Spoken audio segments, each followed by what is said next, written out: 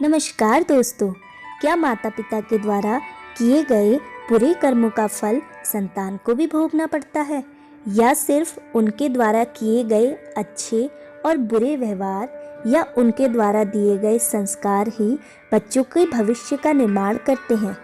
आपकी क्या राय है? मुझे कमेंट में ज़रूर बताइएगा। मैं क्या सोचती हूँ आपको इस कहानी के माध्यम से बताती हूँ, लेकिन उससे पहले अगर आपको वीडियो अच्छा लगे तो वीडियो को लाइक करना ना भूलिएगा। तो चलिए शुरू करते हैं आज का वीडियो। यमराज की एक पुत्री थी जिसका नाम सुनीता था।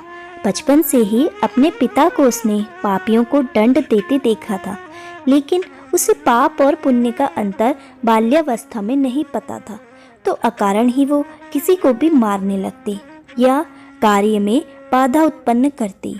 यमराज भी उसे बालिका समझ कुछ भी नहीं समझाते और उसके उदंड पर आनंदित होते, सोचते बड़ी होकर समझ जाएगी।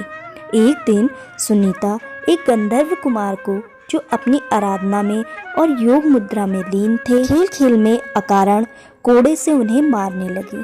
गंधर्व कुमार पीड़ा से छटपटाते तो वह खुशी से उछल पड़ती। अक्सर वो ऐसा ही किया करती। जब ये सब गंधर्व कुमार के लिए असहनीय हो गया तो उन्होंने सुनीता को क्रोध में श्राप दे दिया। वो बोले कि तू धर्मराज की पुत्री है, लेकिन तेरा विवाह एक ऋषि पुत्र से होगा। तेरी एक योग्य संतान भी होगी, पर तेरे इन दुष्ट कर्मों का अंश उसमें अवश्य ही व्याप्त होगा। यमराज को जब इस बात का पता चला तो उन्हें अपनी बेटी को सही और गलत न समझाने का बहुत दुख हुआ। उन्होंने कहा, बेटी, निर्दोष तपस्वी को पीटकर तुमने अच्छा काम नहीं किया। बुरे कर्मों को करने के कारण ही तुम्हें यह श्राप मिला है। समय आगे बढ़ता गया और सुनीता जवान हुई, मगर श्राप के कारण कोई उनसे विवाह करने के लिए तैयार ही न था। तो अप्सरा रंभा ने उन्हें मोहिनी विद्या सिखा दी।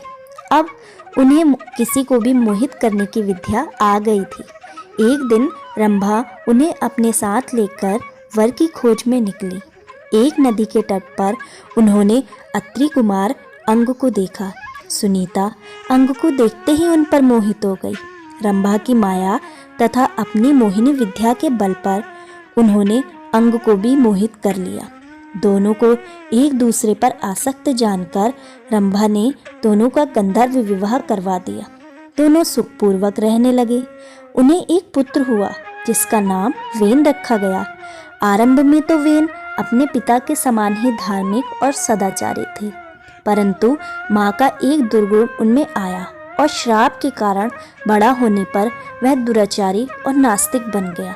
सुनीता समझ रही थी कि उनके संस्कारों का परिणाम श्रापग्रस्त इस पुत्र में उतर आया है। उसके हठ तथा उदंडता पर किसी का वश नहीं था, सब विवश थे। वेन की दुष्टता से प्रजा दुखी थी।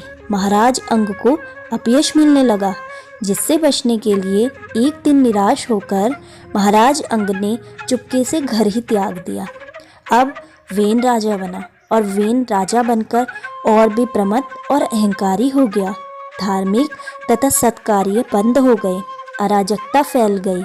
ऋषि मुनियों ने प्रजा के साथ मिलकर विद्रोह कर दिया और वेन को पकड़ लिया और उसे प्रताड़ित कर राजा के पद से हटा दिया।